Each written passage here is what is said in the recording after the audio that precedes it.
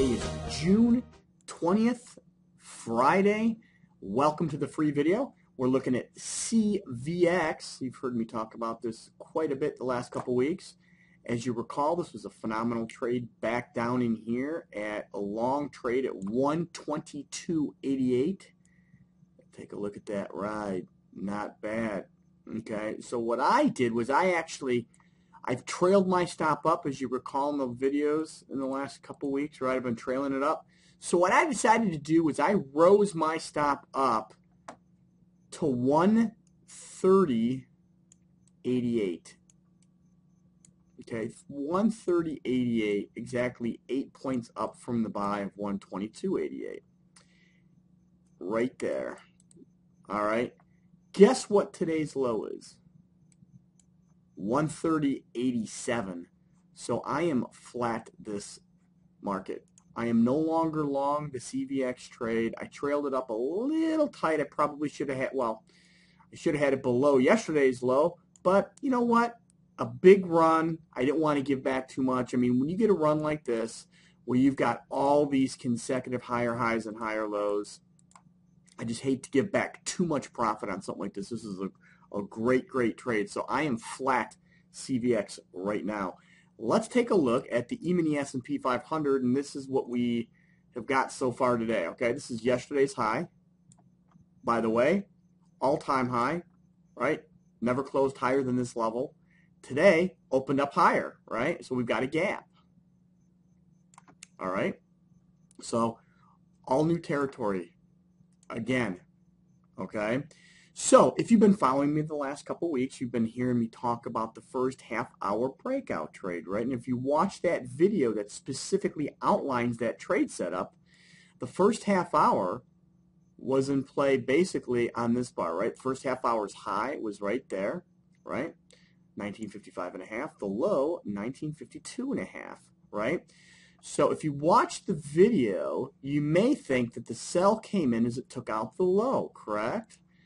One tick below 1952.5 is 52.25. Market went down to 52 round and bounced. Now, let me ask you a question. If you watch that video, would you have been looking to sell this? I'll pause a minute.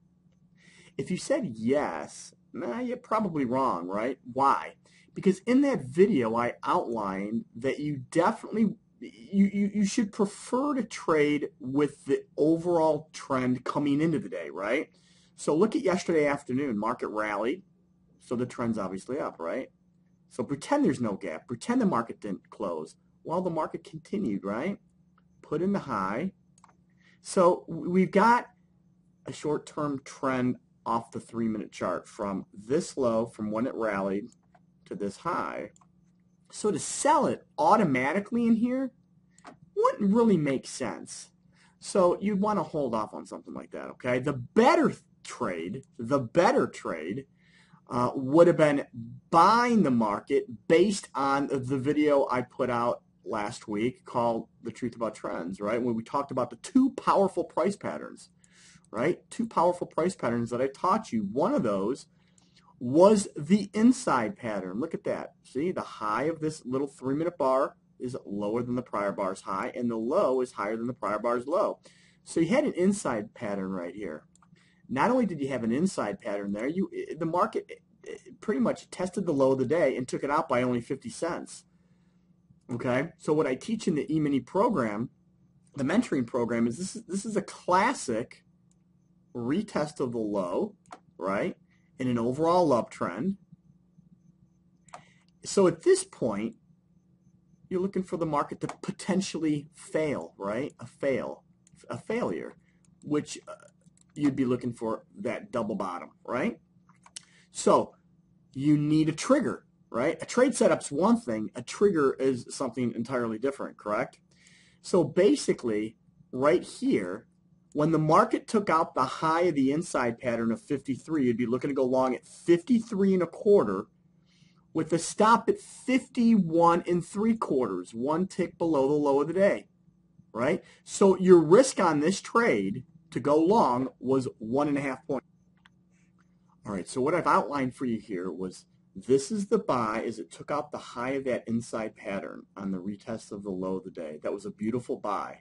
So your initial risk on this, right, was $1.50.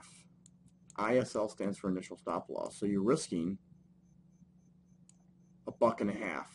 Your profit target on this was one tick down below the low of the day, which happened to be this high right in here. So the reward on this this trade was 2 points.